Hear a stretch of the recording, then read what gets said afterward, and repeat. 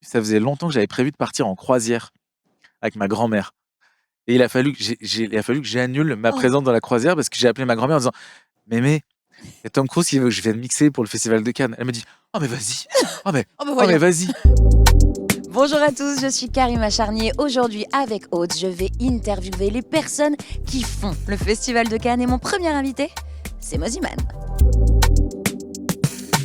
Mosiman, c'est à Cannes qu'on se retrouve pour Aude. J'ai envie de savoir pas mal de choses. Mais tout d'abord, comment tu vas? Ça va, Karima? De toute façon, c'est simple, hein. Quand je sais qu'on va se voir, qu'on va avoir une interview ensemble, je suis le plus heureux du monde. Est-ce On que peut tu- dire aux gens que ça fait genre 20 ans qu'on se connaît? On peut dire aux gens que ça fait 20 ans qu'on se connaît, que c'est toujours un même plaisir. Et ce que j'aime surtout quand je croise Mosi, c'est qu'il dit toujours la vérité. Pas de langue de bois quand il a un micro. Alors sachez que Karima est célibataire. D'accord? Je vous ai dit pas de langue de bois, qu'est-ce que vous voulez? Alors Mosi, t'es à Cannes. Qu'est-ce que tu viens faire à Cannes? Est-ce que t'es un cinéphile ou est-ce que t'as prévu un peu de musique? Je suis quelqu'un qui joint l'utile à l'agréable. Je viens jouer, évidemment. J'ai plusieurs soirées ici à Cannes. Mais surtout, c'est une très bonne excuse pour pouvoir enfin prendre le temps de se poser dans un ciné qui est quand même au Festival de Cannes. C'est genre le setup parfait. On l'avoue. C'est l'occasion de revoir des gens qu'on aime. C'est l'occasion de rencontrer des personnalités, de discuter. Il y a aussi ma maison de disque qui est ici. Tu sais, c'est un moment un petit peu suspendu à part. Il y a les NMA et il y a Cannes avec le festival. Et ça me fait à chaque fois plaisir. On peut se permettre des choses différentes, parce que tu as dit qu'il y avait ta maison de disques, etc. Donc tu bosses un petit peu, mais de manière un petit peu plus chill, plus calme, plus posée. Franchement, c'est que du plaisir. Le temps est incroyable. Les gens sont incroyables. Franchement. Et puis, c'est aussi l'occasion, tu sais, d'aller demander à des stylistes de te prêter des tenues. Je sais pas si tu as ce truc-là. Moi, je suis toujours hyper heureux de me dire, tiens, à qui est-ce que je vais pouvoir demander cette année? Qui est-ce qui va m'habiller? Qui est-ce qu'ils vont accepter, etc. Je trouve ça toujours très cool. Parce qu'on parle de Cannes, mais c'est aussi la mode. Oui, totalement. Bah justement, le style de Mosi, il est différent quand il arrive au Festival de Cannes. Je trouverais ça un peu présomptueux de répondre genre, je connais la mode. Il faut accepter, on a dit pas de langue de bois. Non, mais Peut-être que tu te permets plus d'excentricité quand on est sur un festival. je fais confiance à ma styliste pour qu'elle me dise, c'est quoi, Mosi, viens, on fait des trucs, on ose des trucs cette année. Et j'ai l'impression que de la même manière que quand on est sur scène, Cannes, c'est aussi un moment où il faut savoir prendre des risques. C'est un peu comme être sur scène, tu vois. Donc je me suis dit, je veux absolument être habillé par des gens qui ont envie de casser les codes, qui ont envie de se sentir libres. Donc moi, les deux créateurs aujourd'hui qui me font le plus rêver, c'est Yohji Yamamoto, pour ce qu'il a apporté à cette mode un peu, tu vois, il est quand même, je veux dire, c'est quand même très japanisant dans un monde Totalement. occidental qui va justement réussir à casser les codes. Et puis, Jeanne Friot, Jess Bombers, j'adore Il est sublime. cette créatrice. Vraiment, elle casse les codes, je me sens aligné avec tout ce qu'elle défend humainement. Donc ce soir, tu vas jouer.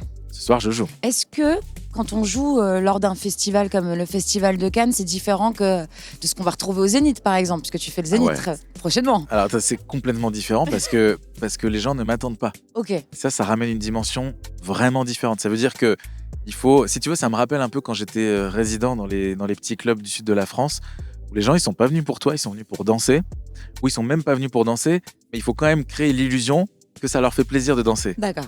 Sous-entendu, j'espère que tu seras là ce soir. Bien entendu. Au premier rang, si jamais ça danse pas et qu'ils s'en foutent de ce que je suis en train de Je mixer, serai là, je serai en Mosi. ça me rassurera. Mais du coup, ton set, il est totalement différent? Oui, moi, franchement, j'improvise. J''improvise, mais même dans mes lives, j'improvise. Je supporte pas quand les choses sont trop écrites à l'avance. Alors attends, vas-y, explique-moi le côté improvisation.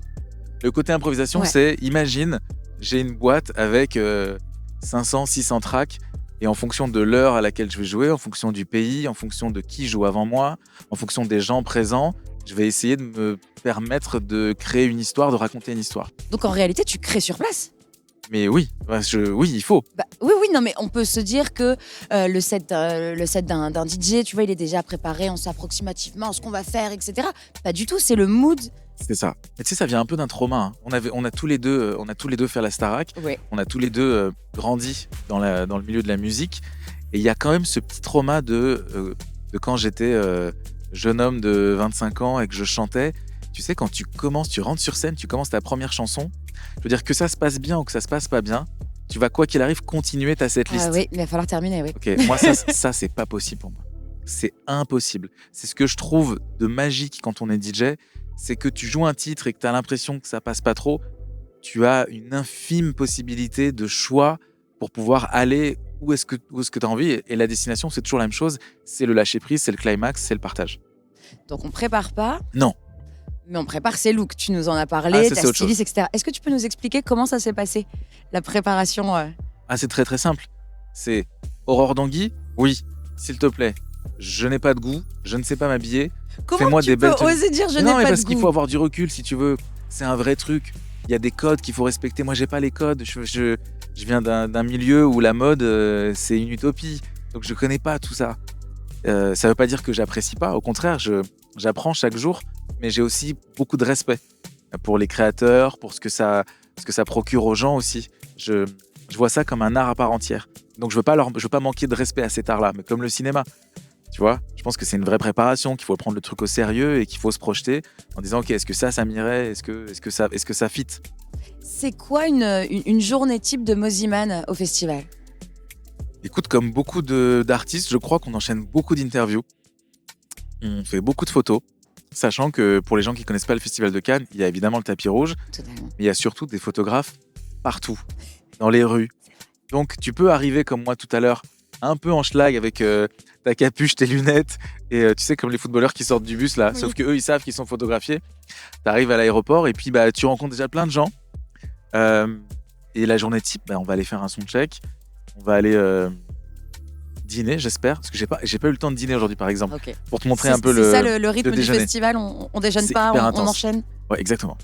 Je sais pas Ta quoi dire. journée d'aujourd'hui par exemple. La elle journée ressemble à quoi? d'aujourd'hui, ça En fait, passe- j'ai envie que les gens qui nous regardent soient totalement entraînés dans le festival, qu'on leur raconte un peu de notre festival si eux ils n'ont pas eu la chance de venir, tu vois. c'est des rencontres.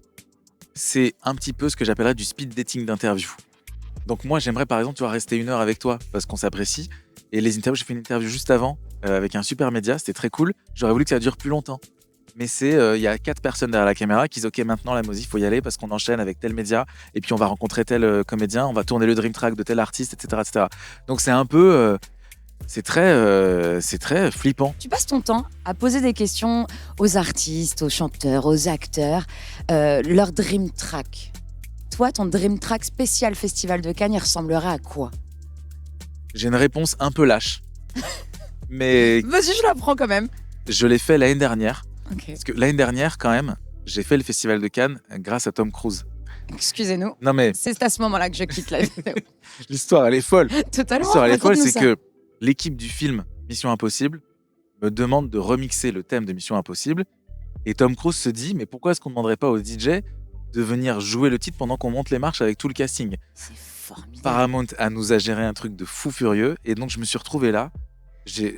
Même en regardant les images aujourd'hui, j'ai du mal à... Où est-ce que tu étais positionné? Tu étais J'ai- en haut des marches? Je suis en haut t'étais- des marches, en plein milieu, avec le casting qui monte. Enfin, c'est fou. Complètement fou.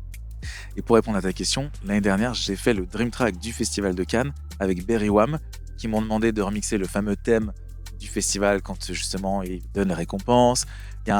C'était vraiment hyper cool à faire. J'ai besoin de savoir ce que Mozi a ressenti quand on l'a appelé pour lui dire tu vas faire ça. Franchement, C'est quand même j'ai appelé, totalement barge. j'ai Enfin, appelé c'est- ma mère. J'ai dit maman, je crois que Tom Cruise a demandé à ce que je mixe sur le... Attends, mais même pire que ça. J'avais prévu, ça faisait longtemps que j'avais prévu de partir en croisière avec ma grand-mère. Et il a fallu que j'annule ma Oh. présence dans la croisière parce que j'ai appelé ma grand-mère en disant Mémé, il y a Tom Cruise qui veut que je vienne mixer pour le Festival de Cannes. Elle me dit Oh, mais vas-y. Oh, mais, Oh, bah, oh, voyons. mais vas-y. Oh, mais du coup, comment on surpasse Non, m'en surpasse pas, toi, c'est des conneries ça.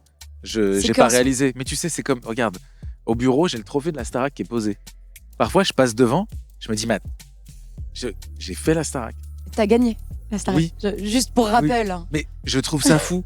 J'ai pas du tout réalisé. Et je pense, sincèrement, c'est comme si toi, je te disais, mais tu te rends compte de la présence télévisuelle que tu as aujourd'hui, de ce que tu arrives à faire, etc., etc. Je pense que le jour où tu réalises, c'est que t'es arrivé. Le jour où t'es arrivé, c'est qu'il faut arrêter. Tu crois vraiment ça? Ah ouais. Le jour où je me regarde dans le miroir en me disant, t'as vu ce que t'as fait? C'est qu'il faut tout arrêter tout de suite, c'est que t'es pas au bon endroit là. Donc pour toi, le Festival de Cannes, Cannes en soi, ça reste un rêve. Mais c'est un rêve. Moi, je suis un petit garçon qui rêve. Moi, plus jeune, j'aurais pu être le petit garçon qui se met sur l'escabeau pour prendre des photos, pour demander des autographes. Et là, je suis de l'autre côté et je suis hyper conscient. Et tu nous fais danser ce soir. Je te fait danser ce soir. On compte sur Ce toi. soir, on te trouve Avec un Aude, on mari, compte sur Karima. toi. Oula, ouais, ça c'est une autre histoire. On se fera une prochaine interview dans un an. Oui. Prochain festival de Cannes. On vient ici. Dans un an, Sur cette même on terrasse. a la totale. On a un bébé. On a tout. Ouh, Non tu as un bébé. Allez, dans un an, c'est bon. Voilà. C'est une déclaration officielle. Merci beaucoup, Mozy. C'était un Merci, vrai merci, bonheur de Karima. t'avoir. Pareil. On te Tu vois, souhaite c'est déjà fini, je suis énormément dégoûté. on te souhaite énormément de succès. Pour ceux qui sont du côté de Paris, etc., on te retrouve bien entendu. L'Accor Arena. Alors, les Zéniths sont complets, mais Oh, il y a l'Accor sorry. Arena l'année prochaine, le 16 octobre 2027. Et là, il fera danser tout le monde. Une fois de plus. Merci beaucoup. Merci, t'es Merci un d'avoir ange. pris du temps Avec et plaisir. d'être arrêté à nos côtés.